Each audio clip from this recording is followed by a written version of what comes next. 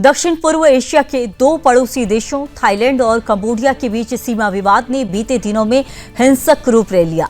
पिछले कुछ दिनों से दोनों देशों की सेनाओं के बीच गोलीबारी और तोपों से हमले हो रहे हैं, जिनमें अब तक 33 लोगों की मौत हो चुकी है।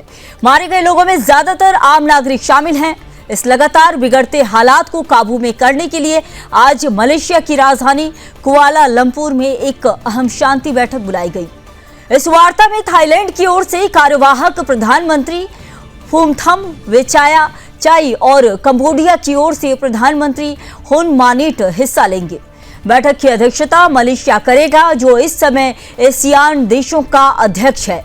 मलेशिया का कहना है कि इस बैठक का उद्देश्य दोनों देशों को बातचीत की मेज पर लाकर खून खराबे को रोकना और विवाद का अस्थायी समाधान ढूंढना है। अमेरिकी राष्ट्रपति डोनाल्ड ट्रंप ने भी इस मामले में दखल दिया है।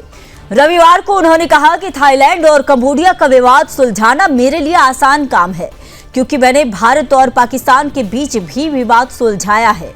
ट्रंप ने यूरोपीय आयोग की अध्यक्ष उर्सुला वॉन डेर लेयन से मुलाकात के दौरान इस विवाद को लेकर चिंता जताई और चेतावनी दी है कि अगर दोनों देशों के बीच युद्ध जारी रहा तो अमेरिका उनके साथ व्यापारिक समझौते रद्द कर देगा। ट्रंप का वही दावा है कि उन्होंने दोनों देशों के नेताओं के बीच बातचीत कर सीज फायर पर सहमति बनाने की कोशिश की, लेकिन रविवार सुबह फिर दोनों देशों ने एक दूसरे पर तोपों से हमले का आरोप लगाया। इससे यह साफ हो गया कि ट्रंप की कोशिशें अभी तक पूरी तरह सफल नहीं हुई है। यह विवाद दो प्राचीन शिव मंदिरों की जमीन के स्वामित्व को लेकर शुरू हुआ। थाईलैंड और कंबोडिया दोनों ही देश इन मंदिरों पर अपने अधिकार का दावा करते हैं। यह विवाद लंबे समय से चल रहा है, लेकिन पिछले कुछ हफ्तों में यह तनाव और ज्यादा बढ़ गया। कंबोडिया के रक्षा मंत्रालय ने बताया है कि अब तक 13 लोग मारे गए, जिनमें 8 आम नागरिक और 5 सैनिक शामिल हैं। वहीं थाईलैंड ने बताया कि उसके 20 लोग मारे गए, जिनमें 14 नागरिक और 6 सैनिक शामिल हैं। दोनों देशों की सेनाएं एक दूसरे पर जानबूझकर हमला करने का आरोप लगा रही है। कंबोडियाई प्रधानमंत्री हुन मानिट ने दावा किया कि 24 जुलाई को मलेशिया की मध्यस्थता में सीज फायर का समझौता हुआ था, लेकिन 1 घंटे से भी कम समय में थाईलैंड ने समझौता तोड़ दिया। संयुक्त राष्ट्र सुरक्षा परिषद की आपात बैठक में कंबोडिया ने इस युद्ध को रोकने की मांग की है। थाईलैंड ने यूएन में कहा कि कंबोडिया ने सीमावर्ती इलाकों में बारूदी सुरंगें बिछाई हैं और पहले हमला किया है।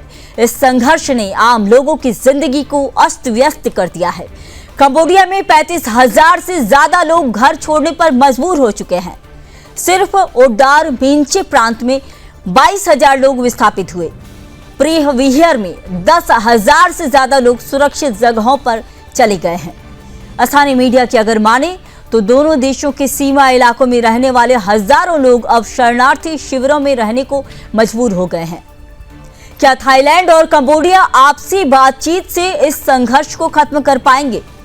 क्या मलेशिया की मध्यस्थता कामयाब होगी? यह देखना अभी बाकी है, लेकिन एक बात साफ है कि इस विवाद में आम जनता की जान सबसे ज्यादा खतरे में है।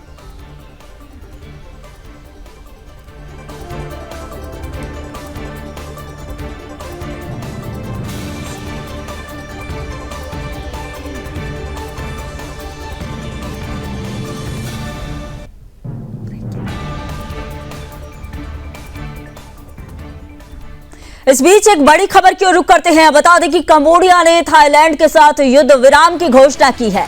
जी हां, इस वक्त की बड़ी खबर आपको बता रही है, कंबोडिया ने थाईलैंड के साथ युद्ध विराम की घोषणा कर दी है। अमेरिका, चीन ने दोनों देशों के बीच मध्यस्थता की है, ऐसी ही खबर सामने आ रही है। दोनों देश के जंग में अब तक 34 लोगों की मौत हो चुकी है। मलेशिया में थाईलैंड कंबोडिया के बीच शांति समझौता की बात की गई। तो बड़ी खबर आपको बता रहे हैं कि कंबोडिया ने थाईलैंड के साथ युद्ध विराम की घोषणा कर दी है। अमेरिका, चीन ने की दोनों देशों के बीच मध्यस्थता की बात। तो दोनों देशों के जंग में बता दें कि अब तक 34 से ज्यादा लोगों की मौत हो चुकी है। तो दोनों बीचों के बीच मध्यस्थता की बात मलेशिया में हुआ। मलेशिया में थाईलैंड कंबोडिया के बीच शांति समझौता किया गया। तुर्की ने एक बार फिर वैश्विक हथियारों की दुनिया में अपनी ताकत का प्रदर्शन कर दुनिया का ध्यान खींच लिया है। 26 से 27 जुलाई को इस्तांबुल में आयोजित 17वें इंटरनेशनल डिफेंस इंडस्ट्री फेयर 2025 के दौरान तुर्की ने अपने सबसे ताकतवर गैर परमाणु बम ZAP और NEB-2 घोस्ट के सफल परीक्षण का वीडियो जारी किया। इन बमों की ताकत इतनी अधिक है कि अमेरिका और इजराइल में भी तनाव बढ़ गया है। यह परीक्षण न केवल तुर्की की रक्षा तकनीक में बढ़ती आत्मनिर्भरता को दर्शाता है, बल्कि यह संकेत भी देता है कि देश अब पारंपरिक युद्धक तकनीक में भी पश्चिमी देशों को चुनौती देने की स्थिति में आ गया है। ZAP बम का वजन 970 किलोग्राम है और इसे थर्मोबैरिक वारहेड से लैस किया गया है। इसका विस्फोट एक बार में सैकड़ों वर्ग मीटर के क्षेत्र को तबाह कर सकता है। इसके भीतर मौजूद 10,000 विशेष घातक कण विस्फोट के बाद चारों ओर फैलकर भारी तबाही मचाते हैं। रिपोर्ट्स की अगर माने ZAP की विस्फोटक क्षमता अमेरिकी MK-84 बम से करीब 3 गुना ज्यादा है।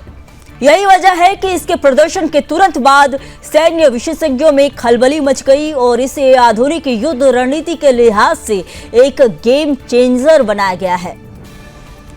तो ये गेम चेंजर बताया जाने लगा है। यह बम F-16 फाइटर जेट्स से छोड़ा जा सकता है और इसकी थर्मोबैरिक तकनीक किलेबंद ठिकानों और भूमिगत बंकरों को भी पल भर में ध्वस्त करने की क्षमता रखती है। तुर्की के रक्षा मंत्रालय के अनुसंधान और विकास केंद्र ने इस बम को पूरी तरह स्वदेशी तकनीक से तैयार किया है। मंत्रालय का दावा है कि ZAP और NEB-2 घोस्ट के सभी परीक्षण सफलतापूर्वक पूरे हो चुके हैं और यह अब युद्ध क्षेत्र में तैनाती के लिए तैयार है। इस बम का वीडियो तुर्की ने अंतर्राष्ट्रीय मंच पर जारी कर अपनी तकनीकी ताकत का प्रदर्शन किया है।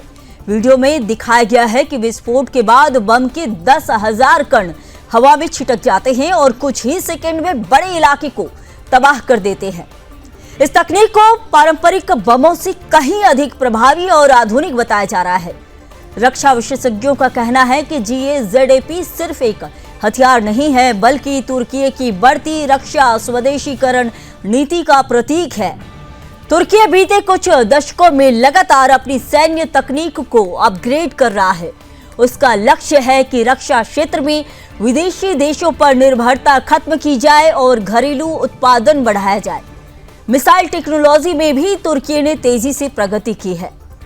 उसके पास टाइफून ब्लॉक 4, सीपर और सापान जैसी आधुनिक मिसाइलें हैं। टाइफून ब्लॉक 4 तुर्की की पहली हाइपरसोनिक बैलिस्टिक मिसाइल है, जिसकी रेंज 800 किलोमीटर और स्पीड मैक 5 से ज्यादा है। इसके अलावा तुर्की ने नौसेना जहाज, बख्तरबंद वाहन और विमान तकनीक में भी कई महत्वपूर्ण कदम उठाए हैं। रक्षा विशेषज्ञों का कहना है कि ZAP बम इसी आत्मनिर्भर नीति की दिशा में एक बड़ा कदम है, जो न केवल तुर्की की सामरिक ताकत को बढ़ाता है, बल्कि पश्चिमी देशों को यह संदेश भी देता है कि तुर्की अब किसी भी चुनौती के लिए तैयार है। ZAP बम को लेकर अमेरिका और इजराइल की चिंता स्वाभाविक है। अमेरिका और उसके नाटो सहयोगी देशों के पास दशकों से MK-84 बम जैसी पारंपरिक तकनीक है, लेकिन ZAP की क्षमता, विनाशक असर और उन्नत डिजाइन उन्हें टक्कर दे रहे हैं। इजराइल की चिंता इसलिए भी है क्योंकि तुर्की के ये शक्ति प्रदर्शन मध्य पूर्व में शक्ति संतुलन को बदल सकता है। कुछ रक्षा विशेषज्ञों का मानना है कि ZAP की तकनीक भविष्य में बड़े पैमाने पर क्षेत्रीय संघर्षों की रणनीति बदल सकती है।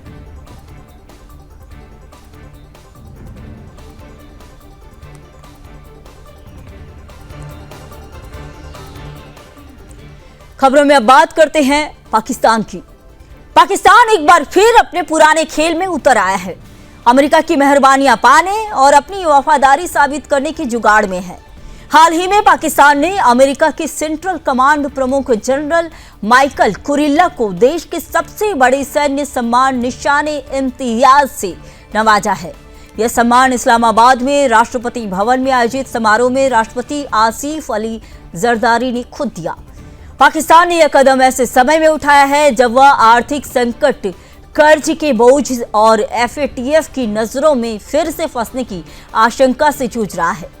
सवाल उठता है कि क्या यह कदम महज एक सैन्य औपचारिकता है या अमेरिका को यह जताने का तरीका है कि पाकिस्तान अब भी उसकी लाइन पर चलने को तैयार है। जनरल कुरिल्ला को यह सम्मान क्षेत्रीय शांति और पाकिस्तान अमेरिका सैन्य संबंधों को मजबूत करने के नाम पर दिया गया है। जनरल कुरिल्ला की मुलाकात पाकिस्तान के राष्ट्रपति जरदारी और सेना प्रमुख जनरल असीम मुनीर से भी हुई। मीडिया रिपोर्ट्स का साफ इशारा कर रही है कि यह पूरा कदम पाकिस्तान का इशारा है कि वह अमेरिका की नजरों में खुद को फिर से एक भरोसेमंद सहयोगी के रूप में स्थापित करना चाहता है। जनरल कुरिल्ला ने पिछले महीने कहा था कि अमेरिका के लिए पाकिस्तान एक मजबूत सहयोगी है। उन्होंने यह भी कहा था कि अमेरिका को भारत और पाकिस्तान दोनों के साथ रिश्ते बनाए रखने होंगे। यह बयान भारत के लिए एक साफ संकेत था कि अमेरिका पाकिस्तान के साथ संबंधों को पूरी तरह से तोड़ने के पक्ष में नहीं है। भारत ने इस पर तीखी प्रतिक्रिया दी। विदेश मंत्रालय के प्रवक्ता रणधीर जायसवाल ने कहा था कि जम्मू कश्मीर के पहलगाम में हुआ आतंकी हमला सीमा पार से चल रहे आतंकवाद का ताजा उदाहरण है। भारत का रुख साफ है कि पाकिस्तान आतंकवाद पर दोहरा खेल खेल रहा है। एक तरफ वो आतंकवाद पर सहयोग की बातें करता है तो वहीं दूसरी तरफ आतंकियों को पनाह देता है। पाकिस्तान का यह सम्मान देने का कदम केवल कूटनीति नहीं बल्कि आर्थिक मजबूरी का भी संकेत है। पाकिस्तान जून 2018 से अक्टूबर 2022 तक FATF की ग्रे लिस्ट में रह चुका है। हाल ही में भारत ने पहलगाम हमले के बाद FATF से मांग की है कि पाकिस्तान को दोबारा ग्रे लिस्ट में डाला जाए, क्योंकि उसने टेरर फंडिंग पर रोक लगाने में विफलता दिखाई है। अमेरिका FATF का संस्थापक सदस्य होने के नाते टेरर फंडिंग की निगरानी में प्रमुख भूमिका निभाता है। ऐसे में पाकिस्तान के जनरल कुरिल्ला कूटनीति का एक मकसद यह भी है कि वह FATF की निगरानी से बच सके और आर्थिक मदद की राह आसान हो। पाकिस्तान पिछले कुछ सालों में चीन की गोद में बैठा हुआ नजर आया है। चाइना पाकिस्तान इकोनॉमिक कॉरिडोर और चीनी कर्ज के जाल में पाकिस्तान की अर्थव्यवस्था को बुरी तरह बांध दिया है। लेकिन अब वह अमेरिका को यह संकेत देना चाहता है कि वह पूरी तरह से चीन पर निर्भर नहीं है। अमेरिका को खुश करने का यह प्रयास सिर्फ FATF से बचने का कर्ज के लिए नहीं बल्कि पाकिस्तान की आंतरिक राजनीति से भी जुड़ा है। देश में आर्थिक तबाही और राजनीतिक अस्थिरता के बीच सेना और सरकार जनता का ध्यान भटकाने के लिए ऐसी कूटनीतिक चालें चल रही हैं। यानी कि यह साफ है कि पाकिस्तान का यह सम्मान देने का खेल भारत के खिलाफ उसकी पुरानी साजिशों को नहीं बदल सकता। आतंकवाद पर पाकिस्तान की दोहरी नीति किसी से छिपी नहीं है। भारत को इस पर और कड़े कदम उठाने होंगे ताकि FATF और वैश्विक मंचों पर पाकिस्तान की असलियत उजागर हो सके और यह होती रहे। पाकिस्तान का अमेरिका को खुश करने का यह प्रयास यह भी दिखाता है कि उसकी आर्थिक और कूटनीतिक हालत कितनी कमजोर हो चुकी है। आज अगर पाकिस्तान को अपनी वफादारी जताने के लिए अमेरिकी अधिकारियों को सम्मानित करना पड़ रहा है तो यह उसकी आत्मनिर्भरता की विफलता का ही सबूत है। रूस यूक्रेन का युद्ध अब तीसरे वर्ष में प्रवेश कर चुका है और इस दौरान ड्रोन हमलों का पैटर्न दोनों देशों की रणनीति में केंद्र में आ गया है। इसी सिलसिले में शुक्रवार देर रात और शनिवार तड़के यूक्रेन ने रूस के स्टावरोपोल क्षेत्र में एक बड़े सैन्य औद्योगिक केंद्र पर लॉन्ग रेंज ड्रोन हमला किया। यूक्रेन की सुरक्षा सेवा के एक अधिकारी ने दावा किया है कि यह हमला स्टावरोपोल के सिग्नल रेडियो प्लांट पर किया गया, जो रूस में इलेक्ट्रॉनिक वॉरफेयर से जुड़े उपकरणों का प्रमुख निर्माण केंद्र है। यह इलाका यूक्रेन की सीमा से लगभग 540 किलोमीटर दूर है, जिससे यह साफ है कि यूक्रेन अब बहुत गहराई तक रूस के अंदर लक्ष्य भेदने में सक्षम हो गया है। तो आइए आपको बताते हैं कि क्या है सिग्नल प्लांट का महत्व। स्टावरोपोल स्थित यह फैक्ट्री रूस की सेना के लिए radar, radio navigation system, remote control और इलेक्ट्रॉनिक जैमिंग उपकरण बनाती है। इन उपकरणों का इस्तेमाल साइबर और इलेक्ट्रॉनिक युद्ध में किया जाता है, जो आधुनिक युद्ध की रीढ़ बन चुके हैं। SBU अधिकारी ने दावा किया है कि इस हमले में 2 फैसिलिटीज को गंभीर क्षति पहुंची है। उन्होंने साथ ही में यह भी कहा है कि एक वीडियो में साझा किया है उन्होंने, जिसमें भयंकर विस्फोट और धुएं का गुब्बार दिखाई दे रहा है। उन्होंने कहा कि हर ऐसा हमला रूस की युद्ध उत्पादन क्षमता को सीधे प्रभावित करता है और हम इसे व्यवस्थित रूप से कमजोर कर रहे हैं। रूस की ओर से कोई आधिकारिक प्रतिक्रिया नहीं आई है। अब तक रूस के रक्षा मंत्रालय ने इस हमले की कोई पुष्टि या प्रतिक्रिया नहीं दी है। स्थानीय मीडिया ने भी एसबीयू के दावों की स्वतंत्र पुष्टि नहीं की है, लेकिन सोशल मीडिया पर वीडियो और ग्राउंड रिपोर्ट से संकेत मिलते हैं कि स्टावरोपोल में कुछ बहुत बड़ा जरूर हुआ है। ये कोई पहली बार नहीं है जब यूक्रेन ने रूस के गहरे इलाकों में हमला किया हो। बीते एक साल में यूक्रेन ने मॉस्को, बेलगोरोद और क्रीमिया जैसे संवेदनशील क्षेत्रों को भी ड्रोन से निशाना बनाया। यूक्रेन की ड्रोन रणनीति अब नए फेज में है। यूक्रेन की सबसे बड़ी ताकत बन चुकी है घरेलू ड्रोन तकनीक। 2022 में युद्ध शुरू होने के बाद से यूक्रेन ने अपने स्वयं के लॉन्ग रेंज ड्रोन विकसित किए हैं, जो अब सैकड़ों किलोमीटर दूर तक मार करने में सक्षम है। ये ड्रोन रूस के तेल depot, military airbase, command post और औद्योगिक सुविधाओं को निशाना बना रहे हैं। रूस को इससे मल्टी बिलियन डॉलर की लॉजिस्टिक क्षति हुई है। यह रणनीति रूस की डीप डिफेंस लाइन को भी कमजोर कर रही है। रूस आमतौर पर इन हमलों के बाद तुरंत जवाबी कार्रवाई करता है, जैसे कि कीव, ओडेसा और खार्किव पर मिसाइल बमबारी। ऐसे में आशंका है कि आने वाले दिनों में रूस की ओर से सख्त सैन्य प्रतिक्रिया देखने को मिले। इस बीच यह हमला यह भी दर्शाता है कि युद्ध अब सीमाओं से बाहर निकलकर दुश्मन की अंदरूनी संरचनाओं को कमजोर करने की दिशा में जा चुका है।